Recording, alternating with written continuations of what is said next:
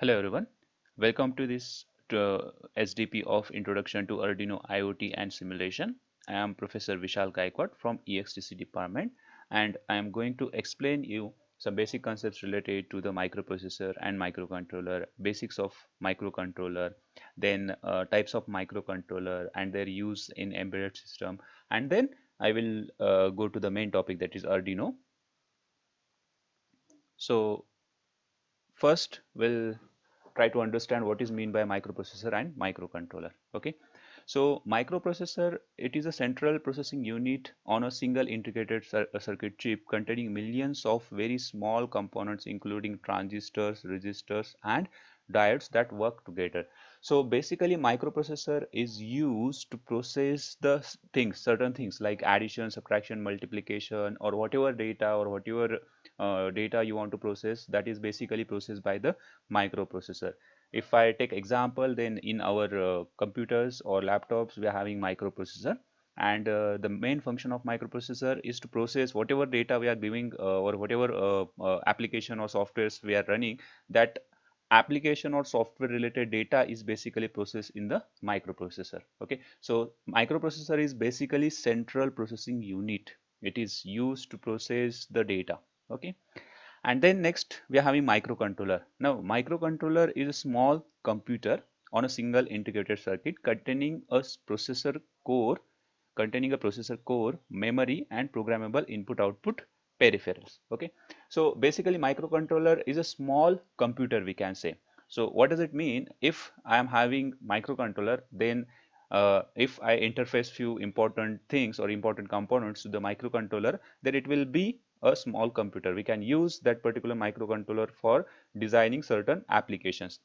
For example, if you want to design one project like room temperature monitoring, so in that case you can directly interface sensor to the microcontroller and you can display that particular data on LCD, like it may be 16 by 2 LCD or OLED. Okay, now if we talk about microprocessor, then to build system based on microprocessor, we must have to interface different peripheral components to the microprocessor. For example, we have to interface RAM memory, we have to interface ROM memory, we have to interface so many things to the microprocessor. So microprocessor, we cannot say it is a small mini computer. Okay, so if we have to design the system based on microprocessor, then we have to interface certain components or certain memory elements to the microprocessor. Then based on that we can design system. But microcontroller is a small computer, we can directly start designing the applications. Okay, so if I give examples, then the related to microcontroller, we can say 8051 is a microcontroller. Then most as this SDP is related to Arduino, Arduino is having Atmega 328 microcontroller. Okay, so that is a microcontroller, and based on that microcontroller we can design simple projects or embedded projects. Okay, now if we talk about microprocessor, then all of you must aware of Intel i3, i7 processors, okay, which we use in a computer or laptops. Okay, so these are the microprocessors. So microprocessor is basically one IC, integrated circuit, which is used to process the data, and to build systems based on the microprocessor we must have to interface different peripherals to the microprocessor. Okay, now here a few examples of the microprocessor, like the most popular processors of the Intel is Pentium 1, Pentium 2, Pentium 3, Pentium 4.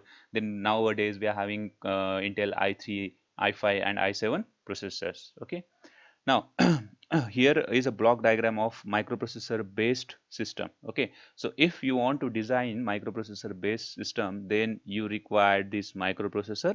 Then you must have to interface RAM memory, you must have to interface ROM memory, you must have to interface input devices and output devices. And then if we combine all these things, then it will be microprocessor based system. Okay, so it will be called as a, we can say, computer. Okay, now if we talk about the microcontroller, then microcontroller is having CPU, RAM, ROM, input output port, timer and serial COM port inbuilt inside the single IC or single chip. Okay, so there is no need of interfacing this RAM memory, ROM memory, or different IO port devices to the microcontroller, because microcontroller comes with all these things. Okay, and if we talk about microprocessor, then if we have to design system based on microprocessor, we have to interface all these components. Okay, so please remember this thing. Okay, in microcontroller we are having all these things inbuilt, but if we talk about microprocessor, then we must have to interface these different devices to the microprocessor to make one system. Okay, now there are certain advantages of having a microprocessor and microcontroller. So like if you want to design some small projects, then in that case you can use microcontroller, because microcontroller is having very small RAM and ROM memory. It may be in kilobytes or it may be in MB. Okay, but if we talk about microprocessor, then most of the microprocessor based system, initially there was no microcontroller, so people were used to design system based on microprocessor by interfacing RAM memory, ROM memory, and all these things. Okay, but nowadays microprocessors are used wherever heavy application processing is required. Okay, and if we talk about microcontroller, then microcontrollers are basically used in small applications or embedded devices. Okay, now these are few IC designing technologies like flat cord and etc. Okay, so this is Atmega 328 32U4 microcontroller. These are few examples.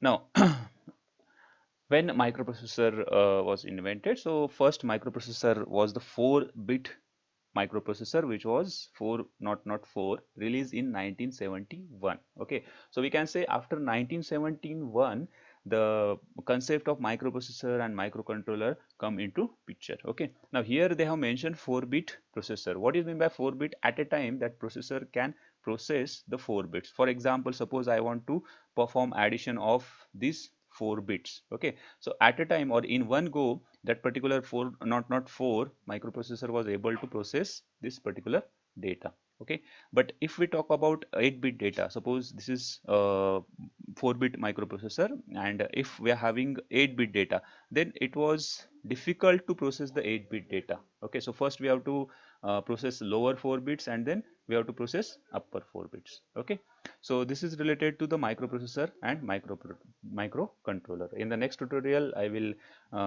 explain the details about the microcontroller. Thank you.